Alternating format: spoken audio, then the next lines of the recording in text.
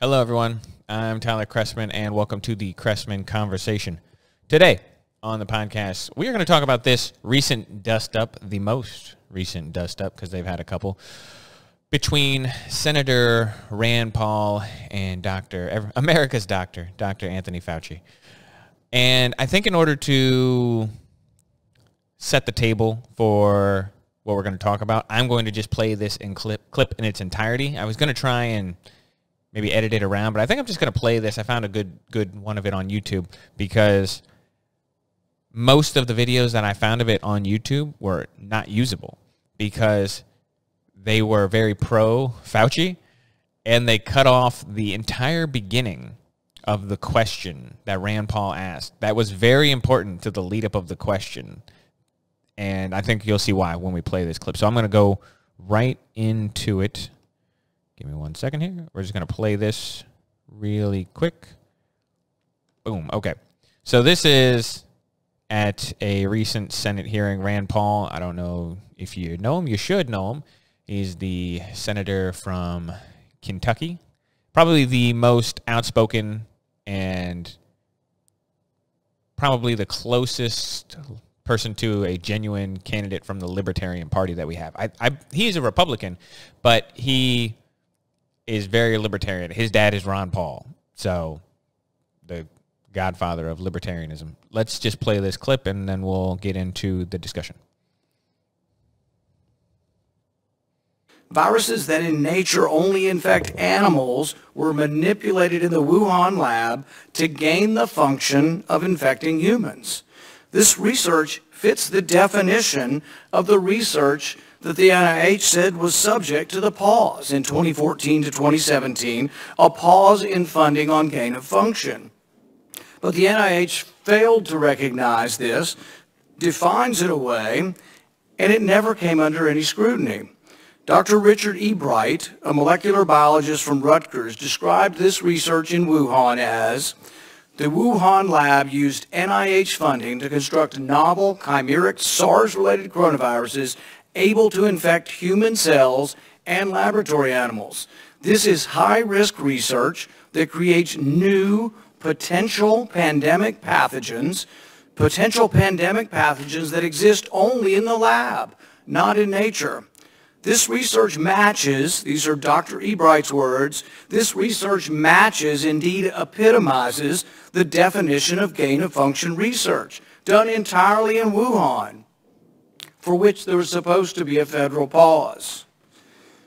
Dr. Fauci, knowing that it is a crime to lie to Congress, do you wish to retract your statement of May 11th where you claimed that the NIH never funded gain-of-function research in Wuhan?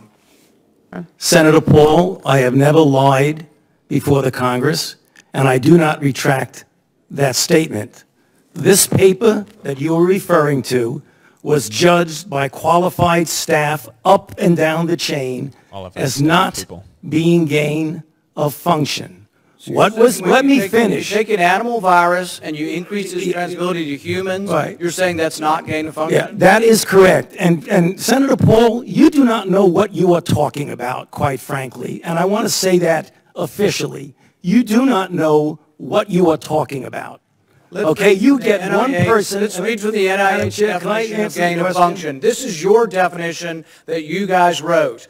It says that scientific research that increases the transmissibility among animals is gain of function. They took animal viruses that only occur in animals and they increased their transmissibility to humans. How you can say that is not gain of function? It is not. It's a dance, and you're dancing around this because you're trying to obscure responsibility for 4 million people dying around the world from a pandemic. And let's send Dr. Fauci. I have to, well, now you're getting into something. If the point that you are making is that the grant that was funded as a sub-award from EcoHealth to Wuhan created SARS-CoV-2. That's where you are getting. Let me finish. We don't know. Well, wait a minute. It didn't come from the lab, but all the evidence is pointing that it came from the lab, and there will be responsibility for those who funded the lab, including yourself. I totally This committee will allow the witness to respond. I totally resent the lie that you are now propagating, Senator, because if you look at the viruses that were used in the experiments, that were given in the annual reports, that were published in the literature, it is molecularly impossible. No one's saying those viruses caused it. It no is one is alleging that molecularly. those viruses caused the pandemic. What we're alleging is that gain-of-function research was going on in that lab, and NIH funded it. That you is can't not. get away from it. It meets your definition, and you are obfuscating the truth. I'm not obfuscating the truth. Senator You are the Paul's one. time is expired, but I will allow the witness to. Let me just finish. I want everyone to understand that if you look at those viruses, and that's judged by qualified virologists and evolutionary biologists, those viruses are molecularly impossible No one's to saying result they are. No in one's saying those viruses SARS-CoV-2. caused the pandemic. Senator Paul, We're saying they are gain-of-function viruses because they were They're not. animal viruses that became more transmissible in human, and you funded it. And Don't you, admit the truth. and you Senator implying, Paul, your time has expired, and I will allow witnesses who come before this committee to respond. and you are implying that what we did was responsible for the deaths of individual. I totally resent could that. have And been. if anybody And it could is have been. lying here, Senator, it is you. All right. There we are. So that is the exchange we're going to be talking about. And I want to say this right off the bat.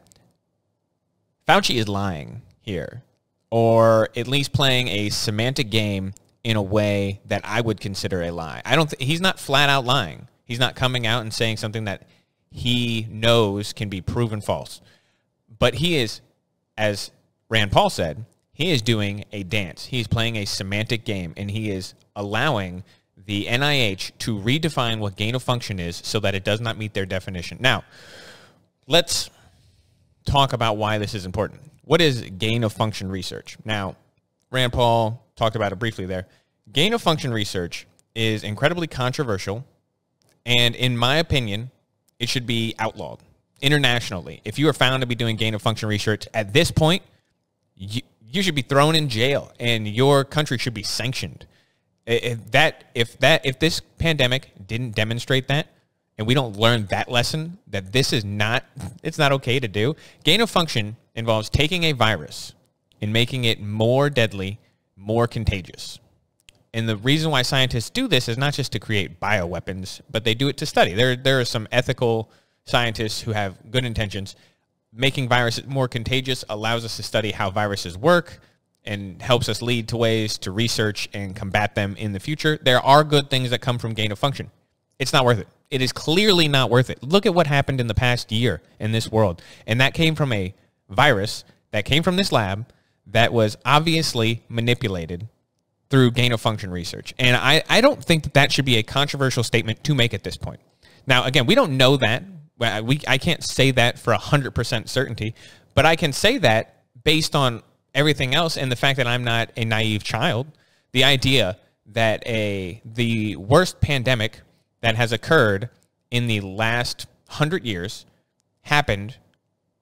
originated, the epicenter is a city in China that happens to be located from one of the only level 4 virology labs in the country that happen to be doing gain of function research on viruses that are very similar in the same family, but we're supposed to pretend it came from a wet market because a pangolin got shit on by a bat. That's insane. Now, and for a year we've been told this. Anyway, we're getting off just a little bit here. I want to get back to exactly what I want to talk about. Dr. Fauci is denying. Rand Paul is accusing Dr. Fauci of funding gain of function research in the Wuhan virology lab.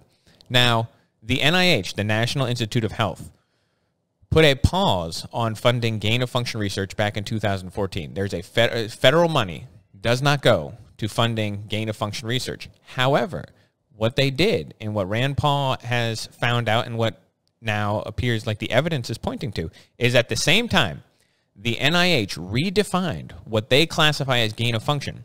So they made it so that gain of function research now only applies to viruses that infect humans. So if you take a virus that infects humans and you make it more transmissible, more deadly in humans, that counts as gain of function research. What this Wuhan lab was doing was taking viruses that were only found in animals, making them more transmissible, more deadly in humans.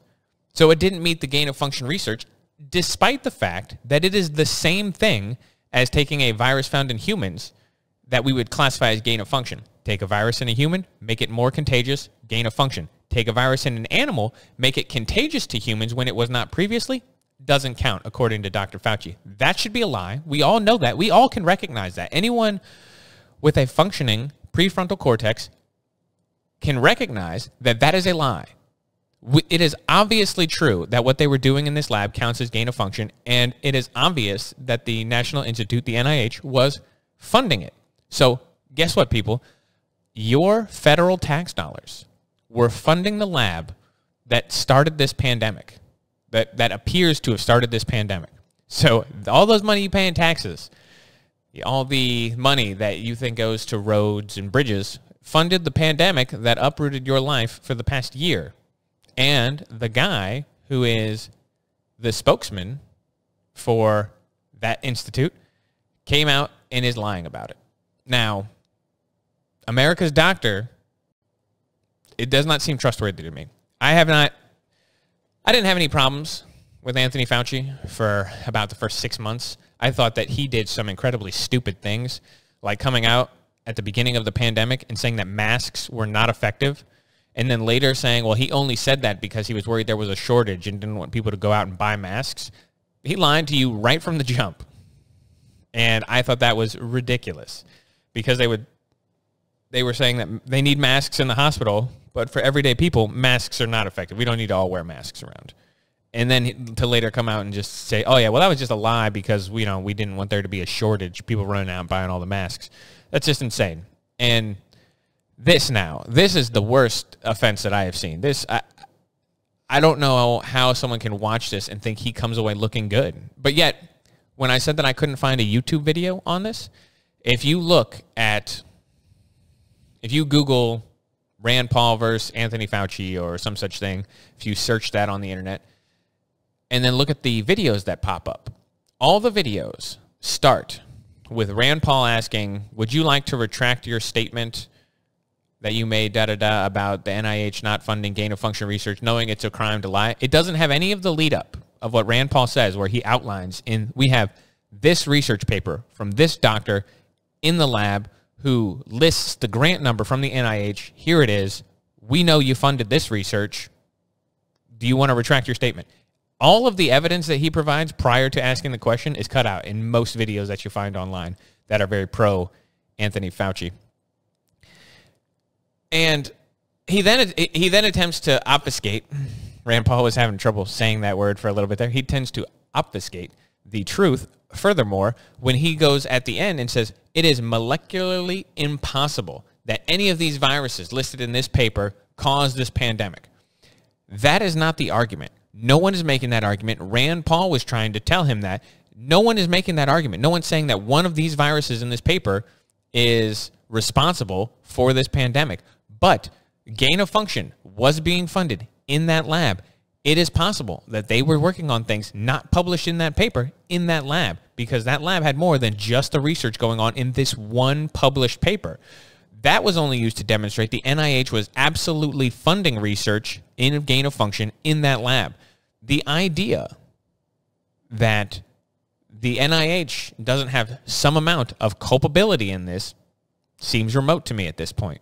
Funding this kind of high-risk research, you can make an argument that you think it's beneficial. Here you go. You own it now. If you thought there was benefit to it, that's fine. You were apparently wrong because the cost in this case clearly outweighed the benefit. You were wrong. Now you have to own it. Don't try and hide the truth. Don't try and sweep it under the rug. You funded it. You can come out and justify it and say, we thought it was going to do well. Turns out 4 million dead people think otherwise. Oops, our bad. Or you can lie, which is what he's doing. Now, when I don't know what to tell you. If at this point you don't believe that this virus came from the lab, or you don't at least think that there's a strong possibility that this virus came from a lab, I think you're being naive. I really do. I have thought that from the beginning. you had a guy like Brett Weinstein. Weinstein? I forget. Brett Weinstein. Oh, I feel bad that I'm forgetting how he pronounced it. He pronounces it the opposite of Harvey Weinstein. So Brett Weinstein. There we go. So Brett Weinstein came out about 2 or 3 months in after they had sequenced the entire virus, and he said, this virus has clearly been manipulated. You do not see things like this that come from virus. He's by the way, if you don't know who that is, he is an evolutionary biologist. He is an incredibly smart man. And he came out and said, there's absolutely no way that this occurred naturally, that this just happened to come from a pangolin or a bat and jump to a human. He said, no way. No way at all. We've never seen anything like this before in our lives.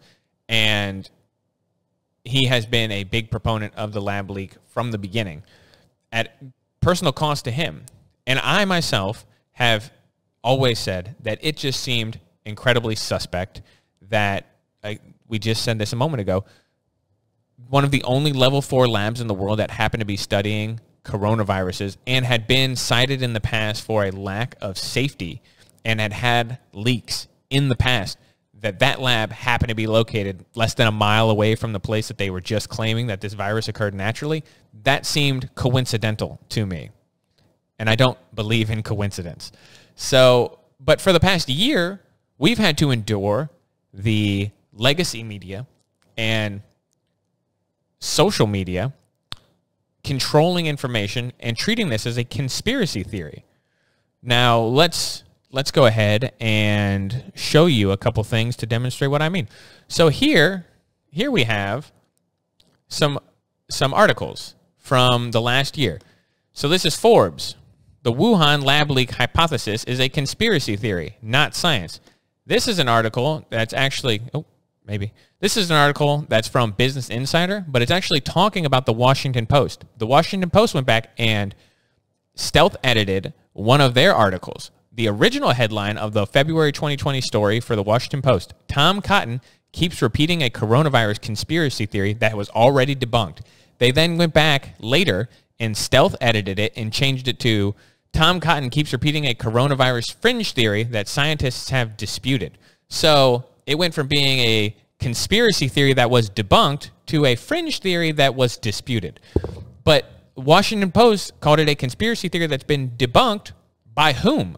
Who is the person out there that debunked this theory? Because from what I understand is that the virus, the origin of it, has not been located. China will not let people in from the outside to investigate the origin of this virus. I wonder why.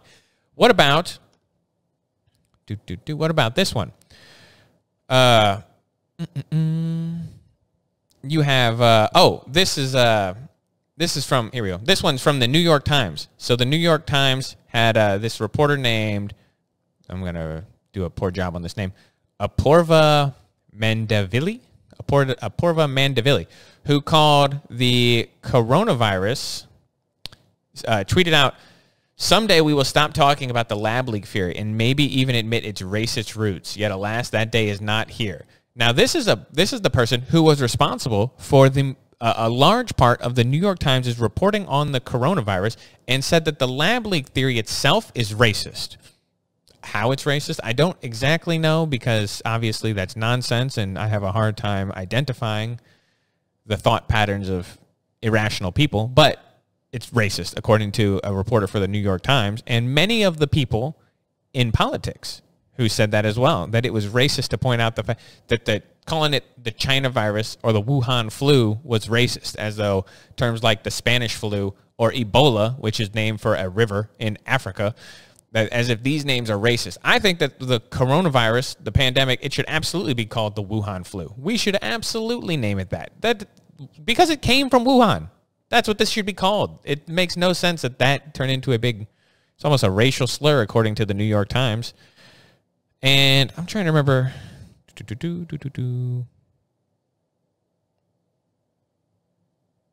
Yeah, so anyway, so those are just a couple of the articles that I was going to show for that. But in social media, if you posted that the lab leak was likely or that you thought it originated in the lab, they would label it as misinformation. They would strike it down from their platform. They would censor that work.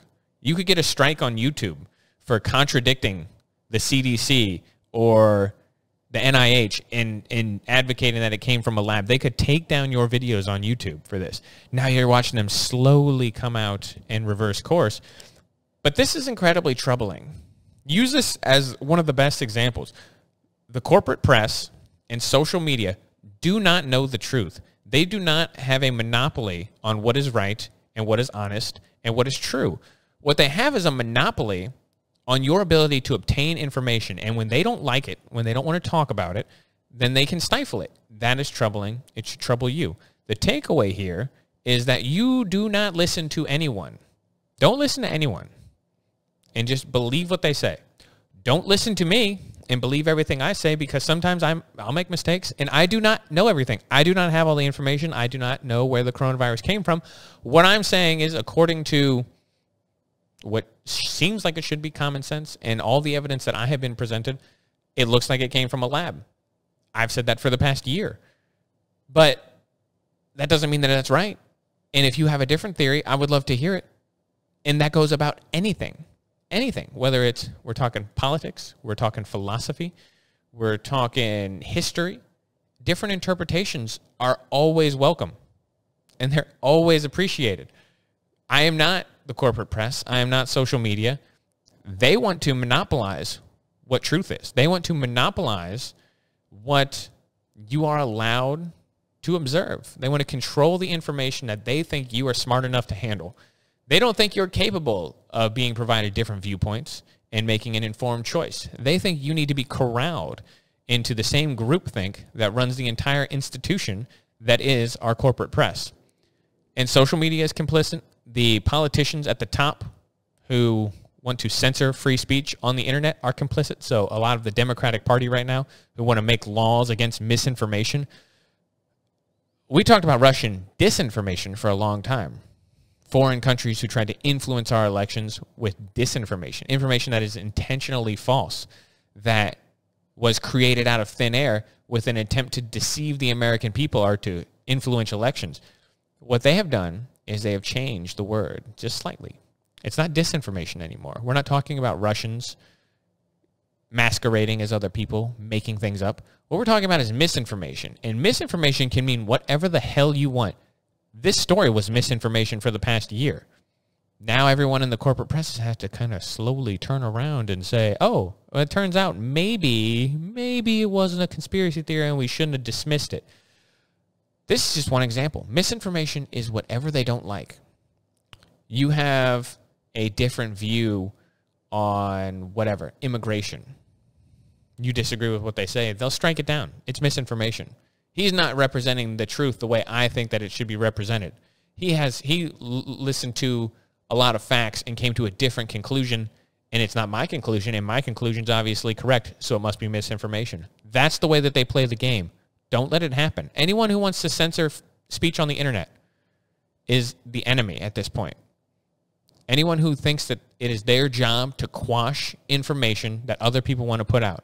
They're talking about these 12 people on the internet who have put out the majority of COVID misinformation about the vaccines, and they want to shut it down. They're using this. They're using these people as an excuse to stifle anyone else on the internet they don't like. Don't fall for it. Don't be afraid of people posting things on the internet. Don't let them do it. Don't let them censor free speech. That's the takeaway for the day. Anyway, we're going to leave it there. Dr. Fauci's a liar. The NIH funded gain of function in Wuhan. It came from a lab. Let's see if we can get this video taken down off YouTube, I guess.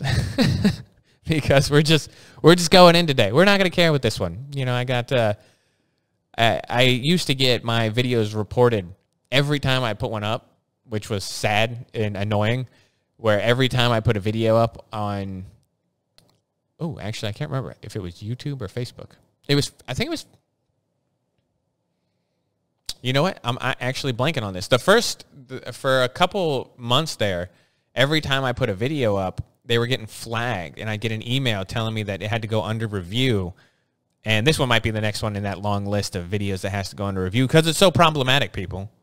Because I have opinions about things, and, you know, our betters might not agree with them. Those people who sit up on the ivory tower and look down on us people down here, just the small ants, they might look down on it and say, not appropriate, better give them a strike. Let's hope not, but it'll probably happen. Anyway, let's leave it there. I'm Tyler Chrestman. Hope you guys have a fantastic rest of your day, and I'll catch you on the next one.